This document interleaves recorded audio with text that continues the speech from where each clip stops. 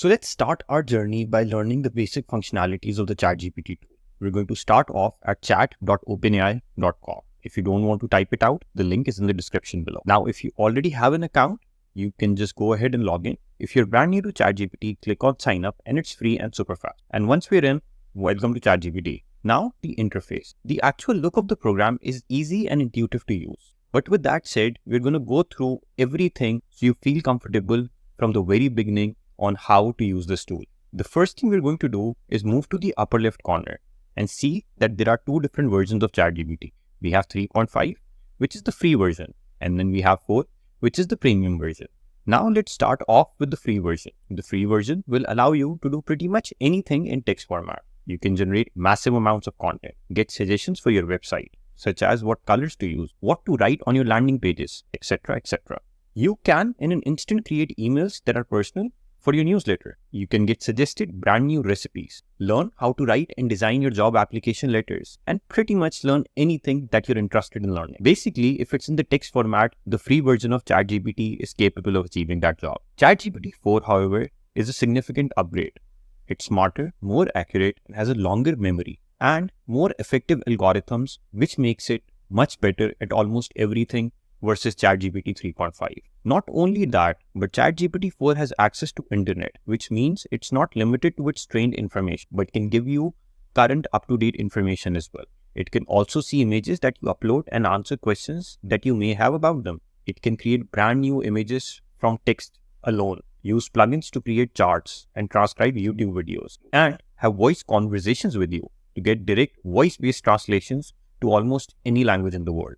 So with that said, I'm going to upgrade mine to ChatGPT 4 to gain access to all these latest functionalities. And if you want to do the same thing, all you need to do is click on the drop-down menu, click on GPT 4 and purchase it. Or you can go to the lower left corner, click on My Plan, and from there just upgrade to the latest version of ChatGPT. Now let's take a quick look at how the free and the premium version of ChatGPT are different and the basic functions of how to actually use this program. So the first thing we're going to do is move to the upper left corner and click on this little icon that says New Chat. That is going to create a brand new conversation with ChatGPT for us. Now you need to make sure that you select the correct version that you want to use. If you have upgraded to 4, you can go down and select ChatGPT 4. The first thing I'm going to do here is write an instruction to ChatGPT with the 3.5 version. And then I'm going to show you how the premium version of ChatGPT is going to answer the same instruction in a much better way. So let's start off with the free version. I'm going to go down here where it says Message ChatGPT. Click there and then I'm going to give it my first instruction. Whenever we write any instruction or question for ChatGPT, we call it prompt. So I'm going to write my first prompt now. And I'm going to write a 500-word article on Nelson Mandela. We have our 500-word article on Nelson Mandela from ChatGPT 3.5 ready for us. I'm going to scroll down through this slowly. You can pause the lecture so that you can read through everything. If you have paused the lecture and read through everything, you'll have gotten some sort of sense of the language used and how it's formatting the text and how it's handling these instructions that I provided it. Now let's go ahead and contrast it with the premium version of ChatGPT, ChatGPT 4. I'm going to move to the upper left corner, create a new chat and change the version to ChatGPT 4, the premium version. I'm going to go down, click here, and I'm going to give it the same instruction I gave to the previous version. The output is here and I'm going to scroll through this slowly once again so that you can pause and read it. Now you're going to notice that it's smarter. It needs time to think a little bit longer, but the results are much better.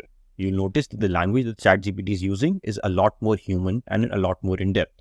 And we're going to talk a lot about how to improve these answers as we dive deeper into this tool and how to make answers more personal to you. But for now, understand that the premium version of ChatGPT has a higher critical reasoning ability. So it's able to answer the questions much better than version 3.5. Now, once you're in a conversation with ChatGPT, you're going to be stuck here with ChatGPT 4 in this specific conversation. And in this conversation, you're going to be stuck with ChatGPT 3.5. You're never able to change the versions in the same conversation.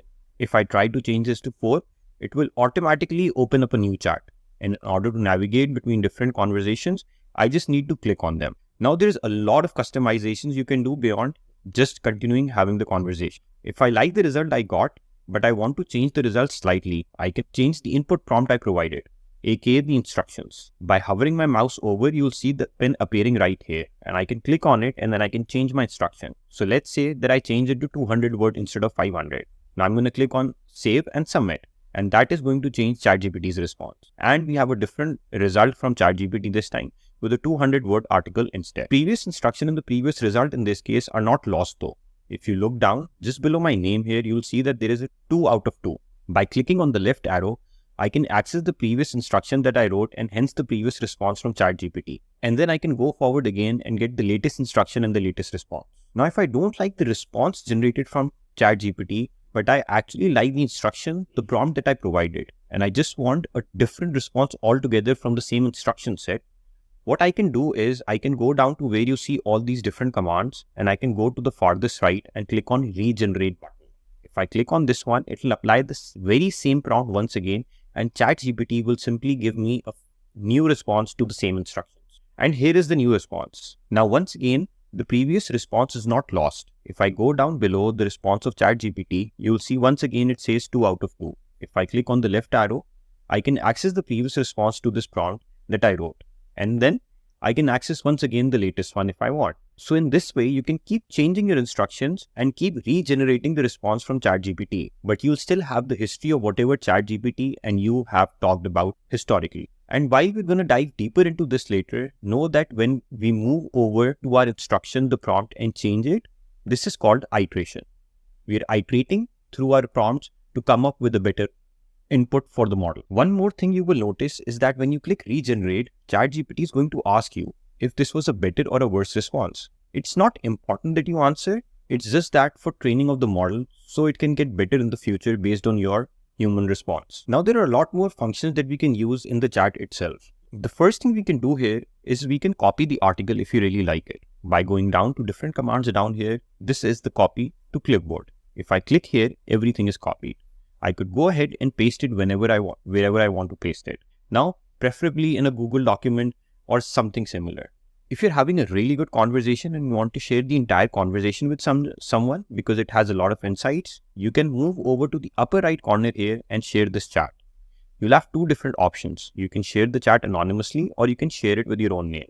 So now if I share it anonymously and I click on copy link, open a new tab and paste it in, we can see the entire conversation we have had so far. And it's written by anonymous. So this is an amazing way whenever you're doing work and you're getting insights and you want to share it with other people, you can share it so easily within ChatGPT. As you continue to use ChatGPT, you will be having a lot of conversations.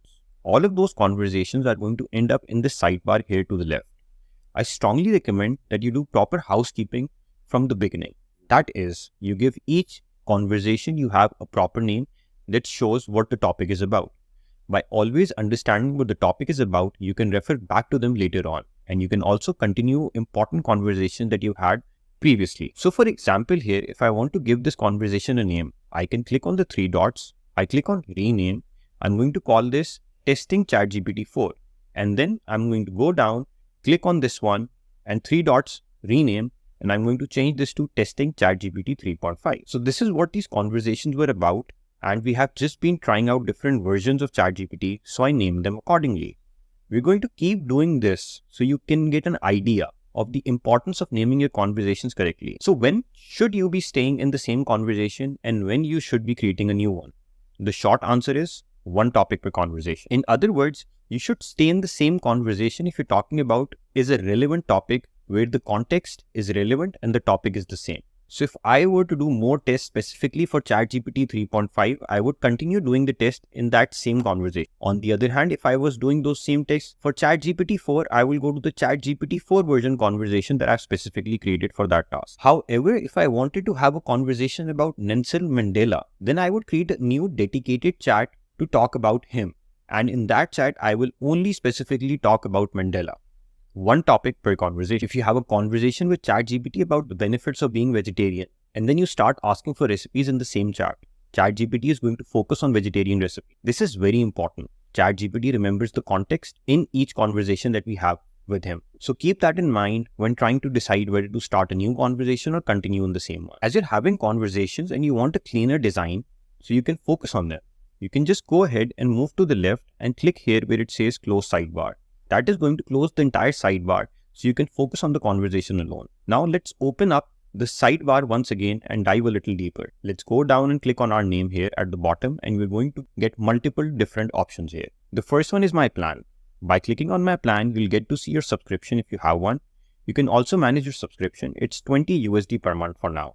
And if there is any billing issue, you can click here too. If you have an enterprise, that is a big company with a lot of people, you can go ahead and get ChatGPT Enterprise. This isn't going to be something that most of us are going to be using, so I'm going to skip this for now. The next thing we have available is called MyGPT. Now, MyGPTs in a nutshell are different personas and different programmed versions of ChatGPT itself. And this section takes you to the very same place as this explore section up here. We're going to dive much deeper into this later, so let's start with the basics and move through this one step at a time. The next thing we have is custom instructions. Now, custom instructions is also something that we will be going through later. Essentially, it allows you to give ChatGPT specific information that tells you who you are and how you like your responses to be. I always like to add here, be precise and to the point, because ChatGPT tool is very verbose for me. So it helps tailor all the responses ChatGPT gives you according to your needs and preferences. Then going down, we have settings and beta.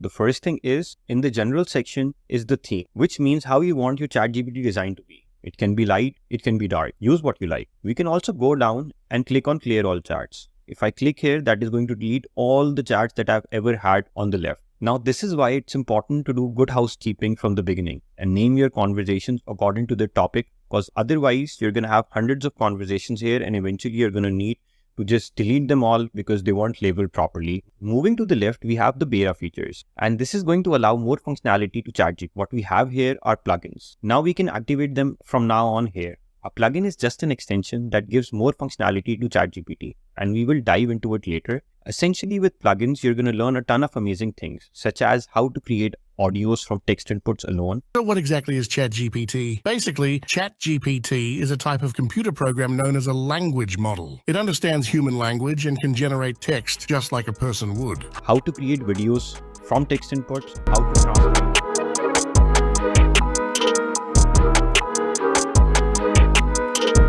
How to transcribe any YouTube video, and how to book trips using Expedia and order groceries online using Instacart.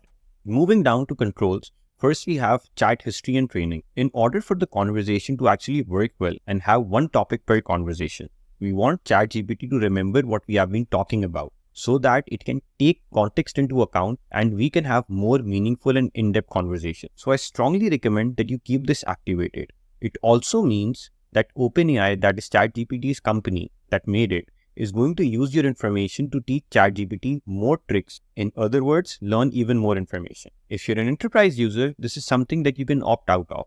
But for us, we need to be opt-in if you want to use ChatGPT the way we do. Next, let's talk about exporting all of our data to see what OpenAI, the ChatGPT's company, have on us. This isn't something to do for everyday use. And this is for very, very specific use cases, I believe. I have never done it. I don't think I ever will. And then finally, we come to delete our account. If you ever get tired of ChatGPT, you can delete it from here. Moving on to the left, we have builder profile. Now, this topic deserves its own lecture on the different GPTs. But in a nutshell, a builder profile allows you to create your own very specific versions of ChatGPT. And then you can link them to your website and publish it in GPT store, so that other people can download your version of ChatGPT, and when they do, your website can be displayed just down there below in the GPT. I personally believe this is going to be a futuristic way of driving traffic and leads to your website. If that is something interesting to you, we will cover it in the course as well. Next, let's download the mobile app. I recommend that you pause this lecture right now, go into your app store and download the ChatGPT app to your phone and log into your account. While there's a lot of ChatGPT lookalike apps, the correct one is the official app created by OpenAI. Once you're logged in, ChatGPT will sync across all of your devices and you'll have access to all of your conversations anywhere, anytime. Pretty amazing feature to have. And finally, you'll be happy to know that ChatGPT is not just limited to text input. You can also click here to upload files like PDFs and images and have conversations about them. ChatGPT 4 also has advanced analytic functionalities. Integrated within it has access to approximately 2000 Python libraries. This is mainly if you work with big data. So for example, if you're an instructor like me and you have a file with all your students and you want ChatGPT to find patterns among your students, who completed the course, what percent of the course was watched by your students, where are my students from, which countries do they belong to, what are the most watched lectures. I can do that using data analysis feature within ChatGPT by just simply uploading a CSV. Or if you have an e-commerce data set in a CSV and you just need to clean up the data, remove duplicates, let's say, ChatGPT can do all of that stuff now too very easily with very simple prompts. It's a feature that can make entry-level data analyst jobs obsolete according to me. Furthermore, DALL-E, the image generation model of OpenAI, is also integrated into ChatGPT paid version, which allows you to create very powerful AI images from essentially very basic text prompts. Now you know the basic functions of using the ChatGPT tool. Next, let's learn how to actually converse with ChatGPT by going through 6 different modes of conversations that I've come up with after revising my ChatGPT courses multiple times in the past 2 years. I call them the 6 modes of communication with AI.